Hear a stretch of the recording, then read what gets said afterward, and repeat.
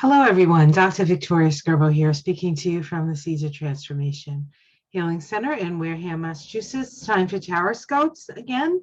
These will be the Tarot Scopes for the month of December 2022 for the sign of Gemini. That's Gemini Sun, Gemini Moon, Gemini Rising.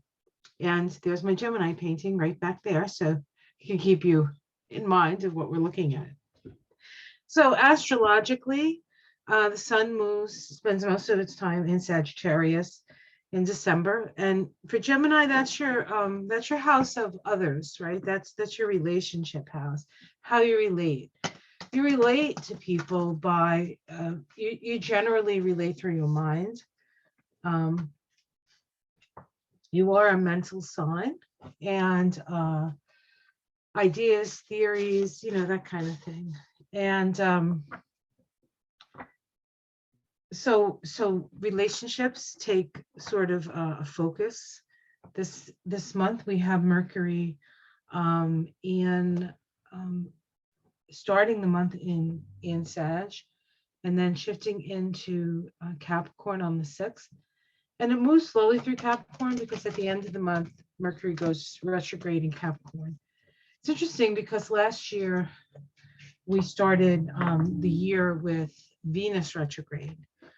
And this year, this coming year, 2023, Mercury does, let me see, when does it go retrograde? So it goes retrograde on the 29th of December, which means you be starting the year with a Mercury retrograde. I'm assuming it's in, the Mercury retrograde is in Capricorn.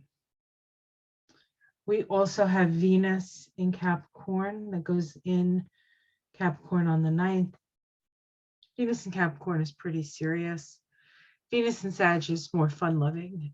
When Venus gets into Virgo, she puts down her adventure outfit,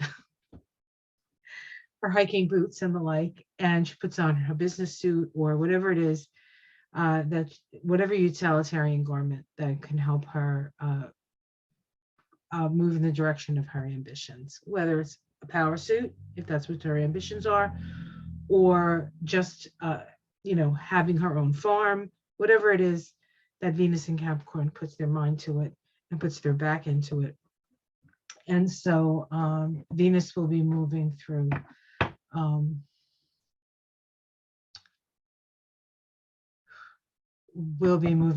8th house. It could be, there could be some issues around taxes. So just double check and all that stuff, because it's easy enough. It's in your house of taxes and shared resources. So and then Mercury is retrograde there, I think. So we have to take that into consideration. Mars is in your sign in Gemini and moving backwards. So it's a little irritating for you guys. You guys are pretty good at like doing 2, 3, 4 things at once. But with Mars retrograde, it's like 6, 7 things, 8 maybe. And even for the most sturdy of Geminis, it can be challenging, but you'll do okay. You always do. Gemini usually comes out smelling good. All right, let's take a look and see what's in store. We have Brahma. Is it Brahma? Brahma, this is the King of Wands. Brahma is a creator god, and it's the energy of spirit.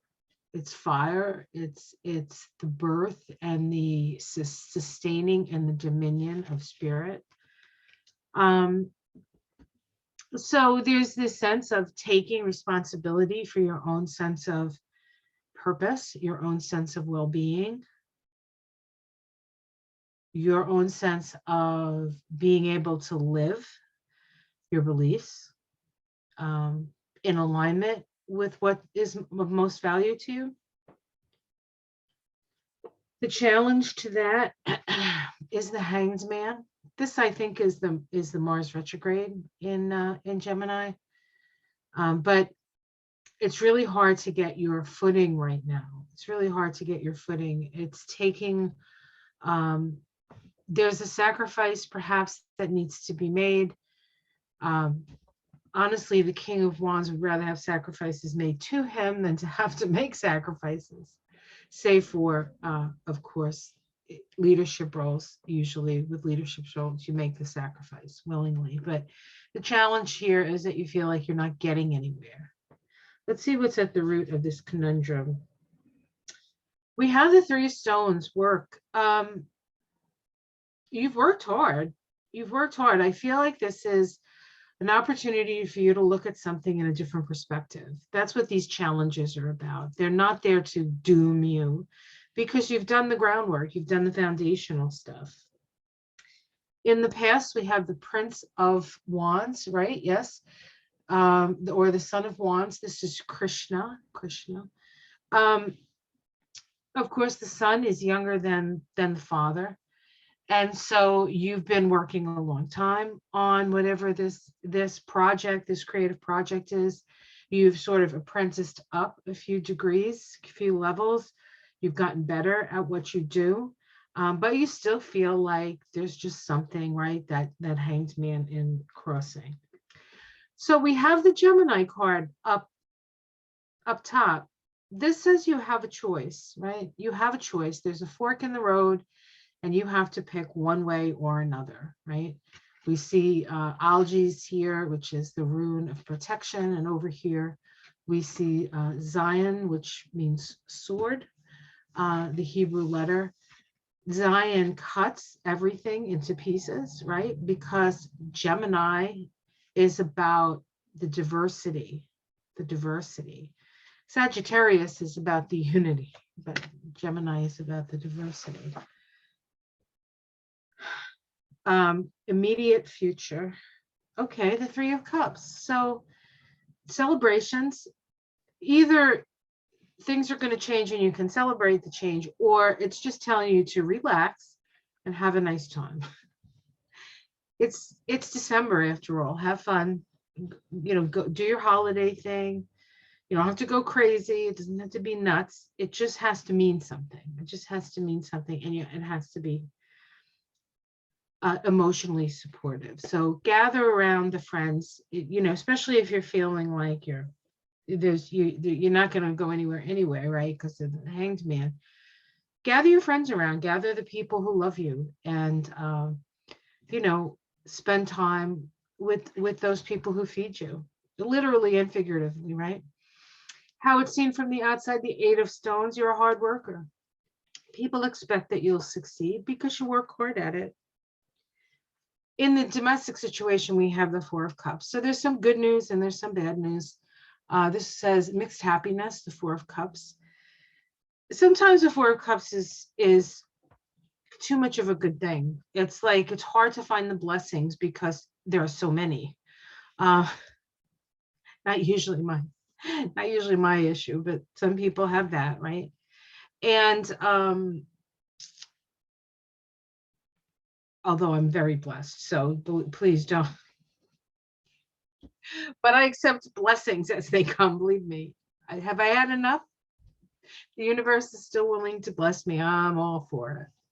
I would very often have people, tell me that they would pray for me, and not the people who tell me that that tarot is the work of the devil and I'm going to go to hell and they're going to pray and I'm going to be damned. Not those people, but people who care about me and know that I'm not really into the religious prairie thing that most people are. And they would sheepishly say, I'm going to pray for you. And I'd always say thank you. Thank you. Having love sent in my direction is always welcome, really. Hopes and fears, we have alchemy. This is the Temperance card. This is a healing card. This is the coming together of the fire and the water, the alchemy, the creation. Kilauea, not Kilauea. I don't know. There's 3 volcanoes on the Big Island. The biggest one just erupted. And we see that alchemical reaction. The lava comes up, it runs to and destroys everything in its path until it comes to the sea. And then the sea cools off the lava. That's the alchemy. And that's the healing. And the earth is healing herself, and we need to heal ourselves as well. It's a mutual obligation. At the end, we get the 10 of Cups. So even though you feel kind of hung up, you are going, by the end of the year, you're going to feel like you're a success, that there's something that actually comes in, and you realize that, well, maybe all the hard work was worth it. And then I just pull another one, see if I can get a major arcana, and we have the Hierophant.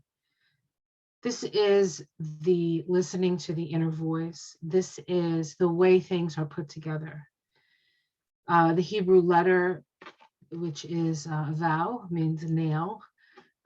It's the way things are nailed together, really. And this is Drado, which is the rune of a journey. So this is about going on a journey. It's a Taurus card, and of course Uranus is in Taurus.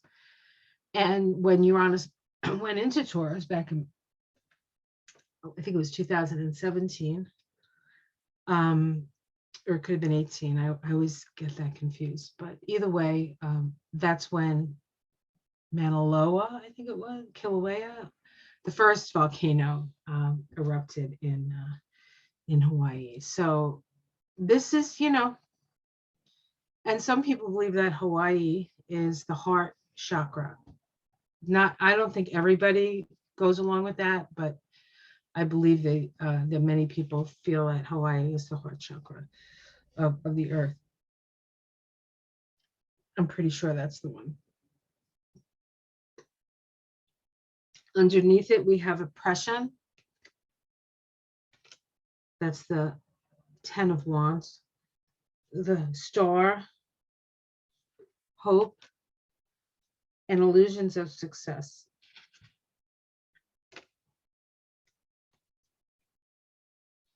I feel like success comes with choosing things that don't oppress others. You don't need to take your happiness out of somebody else's hide. You don't. You can just be happy because you are who you are, and you're breathing air, and every day is an opportunity. Hope springs eternal. So generally, a pretty good reading, I think. You have your issues, but this particular